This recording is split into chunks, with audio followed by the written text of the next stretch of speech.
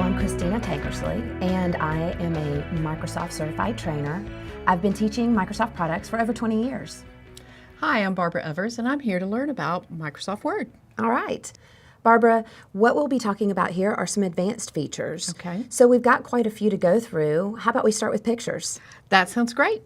So here I have an image, and it has 3 different pictures that I've brought into our piece of paper here. What this is it's showing us different ways that we can bring in an image. So notice that with our hammer here, all I did was go to Insert and Pictures, found my pictures, and then just chose Insert. And there we go. It brings it in. Now, sometimes it will bring it in a format that either doesn't fit, in our case, a newsletter that we're going to put it in, or whatever your document format might be. Yeah, because I'm looking at that second one, and that's kind of interesting. Isn't that cool? Now, Barbara, this middle image I did a little bit differently. I brought in the picture just like I showed you with Insert Pictures, but then I went to the Picture Tools Formatting tab and then cropped to a shape, and then just chose this isosceles triangle. So technically, I could have done any shape like that swirling arrow or something along those lines with this particular image, and it would have cropped the image. That's exactly right. Wow, that Just is like that. really, really cool. Isn't that neat? The last option that we had here is I went to Insert and went ahead and brought in a shape. In my case, it was an oval. And then came over here and filled it with an image. So I chose a picture, it says Fill Picture or Texture Fill, and then went to File and chose my hammer again. Very cool. So different things depending on what you're trying to do with it. And, you know, just trying to give you some options as far as bringing in different images. I really like those. Now, I'd like to go over to a file. Let's take a look at this file over here. It's called Newsletter. We've got a nice newsletter here, but we're going to add some images here. So the first thing that I would like to add, I'm going to go up here and just place my cursor in front of 15 years ago. And you tell me, how do I insert an image based on what we just said? Well, you're going to insert, so I assume we're going to insert on That's the right. ribbon, and then you have pictures, and Good. there you go. Just have to find the file. Let's go grab our hammer here. Now notice that when I move this, what happens with the words around it? They're moving around it so they wrap around it. Is that the right word, wrap? That's right. So we have some different options here. Let's take a look at that. Once you have your image selected, you have to make sure it's selected, then you'll have your contextual tab. So on this Picture Tools Format Contextual tab, boy, that's a mouthful, isn't it? Right. What we're going to do is first let's go to Wrap Text. Okay. So in Wrap Text, let's go ahead and choose, we're on Inline with Text. Let's come down to More Layout Options. Right. And I think what I want is in front of text. Now, you know, I noticed that the drop-down has those options, but I always like coming here. You do have different things that you can do down here, especially with wrapping text, that you do have these basic images on the drop-down, but you have some more options down here. Okay, because I usually come to this box. Now this is in line with text, which was what we were seeing Right. originally. This will put a little square around it. This will bring it in tight. So if you have a lot of text, you might want to use the tight option. Through means that it will go through the image. This will show text on the top and the bottom of the image. This will be behind the text. Sometimes people like to use this instead of using the watermark. You Right. can show it behind. And then of course we have this in front of the text. And the distance from text in the lower part, that's when you choose one of those like square or something along the right. Okay. And then you'll have those options on how close do I want it. Right. All right, good. So now let's come down and choose OK.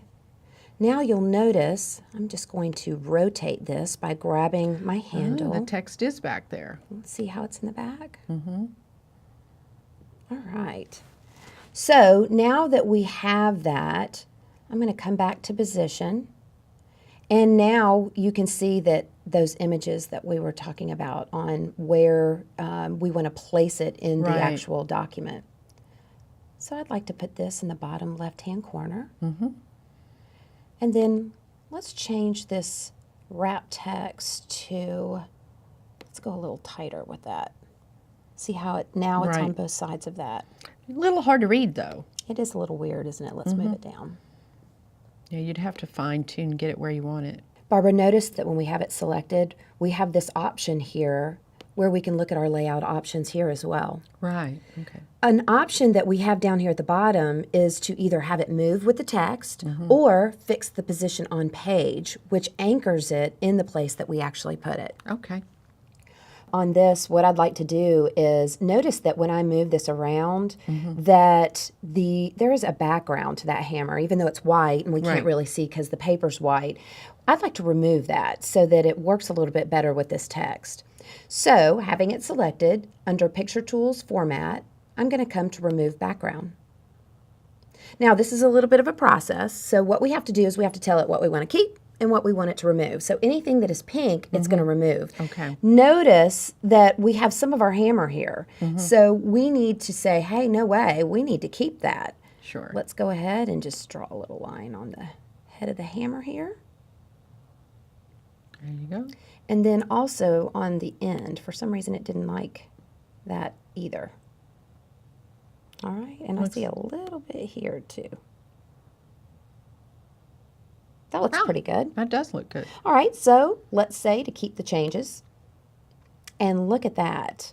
Now we can see Ah, it's transparent. that text in the background is transparent. That is fantastic. Isn't that neat? Barbara, over here on this picture, we have some stuff here that we Right. probably don't want to show. So traditional cropping can be done up here on the Picture Tools Formatting tab, down here in the size grouping.